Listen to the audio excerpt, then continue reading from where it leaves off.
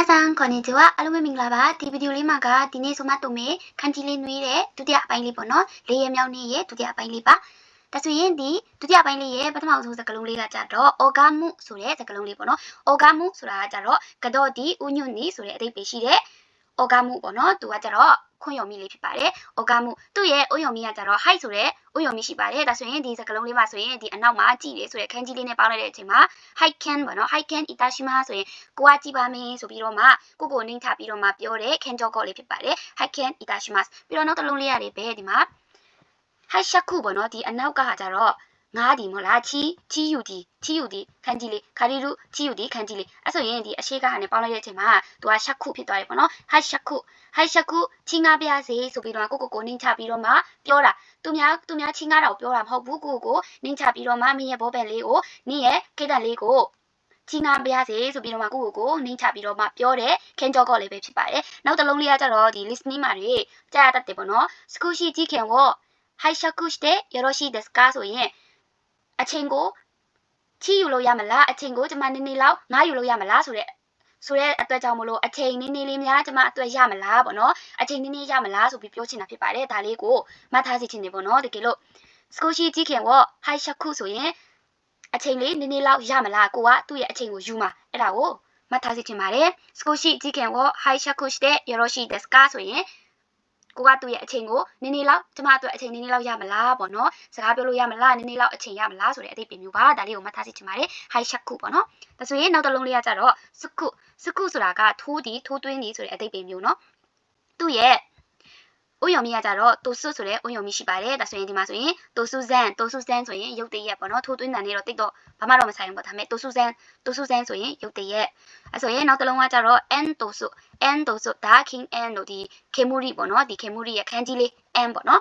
အခုအငွေဆိုတဲ့ခန်းကြီးလေးဖြစ်တဲ့အတွက်ကြောင့်မလို့အခုအငွေတွေထိုးထွက်နေတယ်ဆိုတော့ဒါကဘာလဲဆိုတော့မီခိုးတိုင်ပေါ့အခုငွေတွေထိုးထွက်နေရဆိုရင်မီခိုးတိုင်ပေါ့နော်ဒီခန်းကြီးလေးကိုကြည့်ပြီးတော့မှကြက်လို့ရတယ်ပေါ့နော် n တိုဆုအဲဆိုရင်နောက်တစ်လုံးလေးကကြတော့စုခုမှုဆိုတာကလည်းပဲ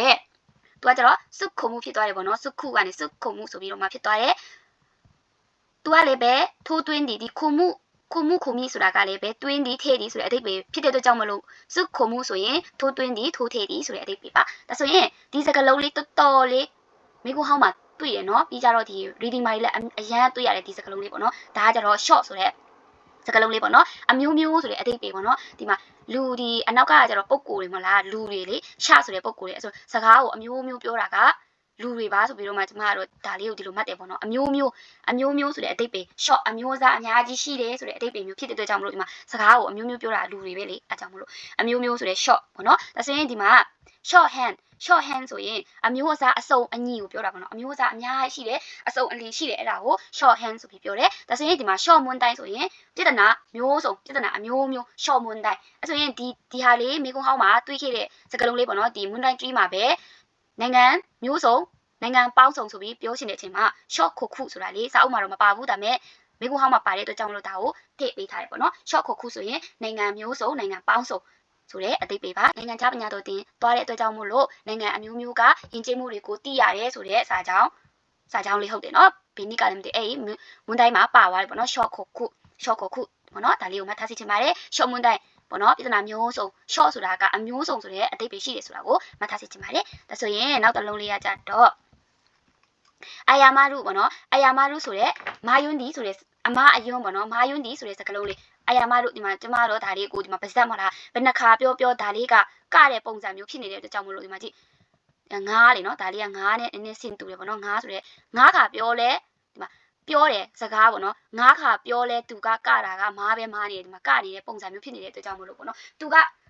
ငါးခါပြောလဲပဲတာကမားနေတုံးပဲဆိုပြီးတော့မှကျမတို့ဒါလေးကိုဒီလိုမှတ်တယ်ပေါ့နော်အာယာမရုကော့သူ့ရဲ့အုံယုံမြကျတော့ကော့ရှိပါတယ်အာယာမရုမာယွန်းဒီဆိုတဲ့အဓိပ္ပာယ်ပေါ့နော်ဒါဆိုရင်ဒီမှာကျတော့ကော့နဲ့ဒီမှာနားလေဒီဆိုတဲ့စကားလုံးလေးပေါ့နော်အဲ့ဒါလေးကိုပေါင်းလိုက်တဲ့အချိန်မှာကော့ခိုင်ဆိုရင်ကော့ခိုင်မားပြီးတော့နားလေတာဆိုတော့အထင်လွဲမှုပေါ့အဲ့ဆိုရင်ဒီခန်းကြီးလေးကိုကြည့်ပြီးတော့မှအဓိပ္ပာယ်ဖွင့်နိုင်တယ်ပေါ့နော်မားနားလေတယ်ပေါ့နော်အမားကိုနားလေသွားတယ်ဆိုတော့အထင်လွဲသွားတယ်ပေါ့ဒါဆိုရင်ဒီမှာအောက်က ခန်းကြီးလေးနှလုံးကဘာကွာလဲဆိုတော့နှလုံးစလုံးမှာဥယုံမီရှိပါတယ်ရှိပါတယ်အရှိဗီဒီမှာလည်းပြောခဲ့တယ်ပေါ့နော်ဒီခန်းကြီးတွေအများပိုင်းကပုံစံတူတယ်ဆိုလို့ရှိရင်သူ့ရဲ့ဥယုံမီတွေကလည်းတူနိုင်ချေများတယ်လို့အရှိဗီဒီမှာလည်းပြောခဲ့တယ်ဒီမှာဆိုရင်လည်းဒီမှာဒီရှေ့မှာစကားပြောတာလေးပါတယ်ပေါ့နော်စကားပြောတာလေးပါတယ်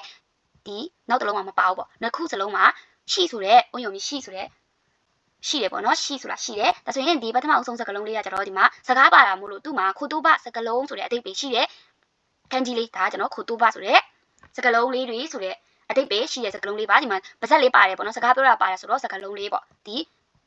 ပါဇက်မပါဘူးဒီစကားပြောတာမပါဘူးပေါ့နော်ပါဇက်တောင်ဖြစ်ကုန်ပြီစကားပြောတာမပါဘူးဆိုရင် तू ကကျတော့တက်ရှိတစ်ခုပေါ့နော်ပြီးကြတော့ဒီမှာစကားပြောတာပါတယ်ဆိုတော့သူကခိုတိုဘဆိုပြီးတော့မှစကလုံးလေးတွေရှိတယ်စကလုံးဆိုတဲ့အဓိပ္ပာယ်ရှိတယ်ခန်းကြီးလေးအဲ့လိုခွဲမှတ်လို့ရတယ်ပေါ့နော်ဒါဆိုရင်ဒီမှာမေးရှိဆိုရင်နံကိုပြောတာပေါ့နော်နောင်ကိုပြောတာအဲ့ဆိုရင်ဒီမှာကျတော့ခတ်ရှိပေါ့နော်ခတ်ရှိဆိုရင်ကတော့ကျမတို့တီပီတာတချင်းစာတာပေါ့နော်ခတ်ရှိဆိုရင်တချင်းစာတာမေးရှိဆိုရင်နောင်ပေါ့နော်ကျမတို့ဒါလေးတည်တယ်အဲ့ဆိုတော့ဒီနှစ်ခုခွဲမှတ်မယ်ဆိုရင်ခုနလိုမျိုးပေါ့နော်ဒီမှာစကားပြောတာပါရင်စကလုံးခိုတိုဘပေါ့နော်သူနဲ့တက်ဆိုင်တဲ့စကလုံးဖြစ်ပြီးတော့မှဒီမှာစကားပြောတာမပါဘူးဆိုရင်ကဘာလဲဆိုတော့ရှိပေါ့နော်သူကကျတော့တန်တိုးစုရုဆိုတဲ့အဓိပ္ပာယ်ရှိပါတယ်သူမှာကျတော့ပေါ့နော်ဒီတာဝန်ထမ်းဆောင်သည်ဆိုတဲ့အဓိပ္ပာယ်သူ့ရဲ့ခွင့်ယုံမီကကျတော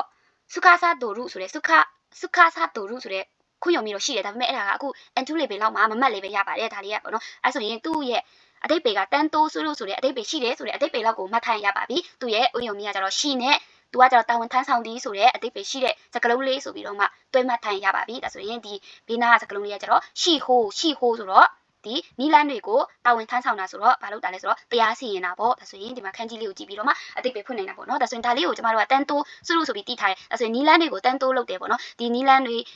တွေကိုသူကတာဝန်ထမ်းဆောင်နေတဲ့အရာဆိုတော့သူကဘာလဲဆိုတော့တရားစီရင်ရေးပေါ့အဲဆိုရင်ဒီမှာကျတော့ရှိခိုင်ပေါ့နော်ရှိခိုင်အဲ့ဆိုရင် तू ကတာဝန်ထမ်းဆောင်တယ်ခိုင်ပွဲမှာ तू ကတာဝန်ထမ်းဆောင်နေဆိုတော့ဗာလဲဆိုတော့ तू ကအခမ်းအနားမှုပေါ့ပွဲအခမ်းအနားမှုပေါ့ဟုတ်တယ်မလားဆိုရင်ရှိခိုင်ဟုတ်ပြီနော်ဒါဆိုရင်ဒီနှလုံးလေးကလည်းပဲစာအုပ်မှာတော့ဆက်တိုက်တော့မဟုတ်ဘူးပေါ့နော်ဒါပေမဲ့ဒီမှာမင်းသားဆန်တို့ပို့ပြီးတော့မှမှတ်ရလွယ်အောင်ဒီမှာနှလုံးတွဲတစ်ခါလေးလုပ်ပေးထားတာပေါ့နော်ဒါဆိုရင်ဒီနှလုံးလေးရမယ်နော်ဒါဆိုရင်အောက်ကဟာကြတော့ဒါလေးကကျတော့မေဆူလာရှိပေါ့နော်ဒါလေးကတော့တိပြီးတဲ့သူလည်းတိပြီးမှာပါဒါပေမဲ့ဆောင်းမှာပါတဲ့အတွက်ကြောင့်မလို့ပြန်ပြီးတော့မှထိပေးထားတယ်ပေါ့နော်မေဆူလာရှိရှာပါတော့ဆိုရဲခန်းကြီးလေးပေါ့နော်ဒါဆိုရင်ဒီအောက်ကဟာကြတော့ king ဆိုတဲ့ဥယျာဉ်မီ king ရှိတဲ့စကားလုံးလေးပေါ့နော်သူ့ရဲ့အဓိပ္ပာယ်လေးကလည်းပြည့်မြညီမျှတယ်ဆိုတဲ့အဓိပ္ပာယ်မျိုးဖြစ်ပါတယ်တပြေးညီထဲမှာရှိတယ်ဆိုတဲ့အဓိပ္ပာယ်မျိုးအဲဆိုရင်ဒီမှာလည်းပဲ hey king ဆိုရင်လည်းဒီ hey ကလည်းပဲဒီညီမျှတယ်ဆိုတဲ့အဓိပ္ပာယ်လေးပဲအဓိပ္ပာယ်ရှိရပေါ့နော်အဲကြောင့်မလို့နှစ်ခုစလုံးကညီမျှတဲ့အဓိပ္ပာယ်ရှိတဲ့အတွက်ကြောင့်မလို့ hey king ဆိုရင်ညီမျှရှိတယ်ပြည့်မြရှိခြင်းပေါ့နော်ပြည့်မြရှိခြင်းဆိုပြီးအဓိပ္ပာယ်ဖြစ်သွားတယ် hey king အဲဆိုရင်နောက်တစ်လုံးလေးကကြလဲking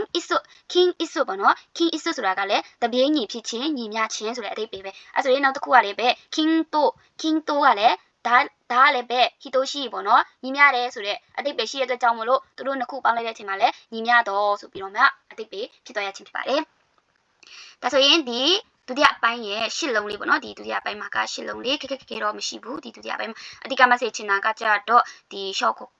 ခုပေါ့နော်နိုင်ငံပေါင်းစုံဆိုတဲ့တော်တော်လေး reading မှာလည်းတွေ့ရတယ်လို့ဒါလေးကိုလည်း message ချင်တယ် message ချင်တာကကြတော့အကုန်လုံး message ချင်တယ်ပေါ့နော်ဒီအရှိကနံပါတ်1ဒီ hashtag ဆိုတာလေးပဲဒီ listening မှာလာတတ်တယ်ပေါ့နော်အချိန်လေးရမလားဆိုပြီးပြောလာတဲ့အချိန်မှာကိုက hashtag ဆိုတော့ဘာကိုပြောရလဲဘာကိုငားတာလဲအဲ့လိုမျိုး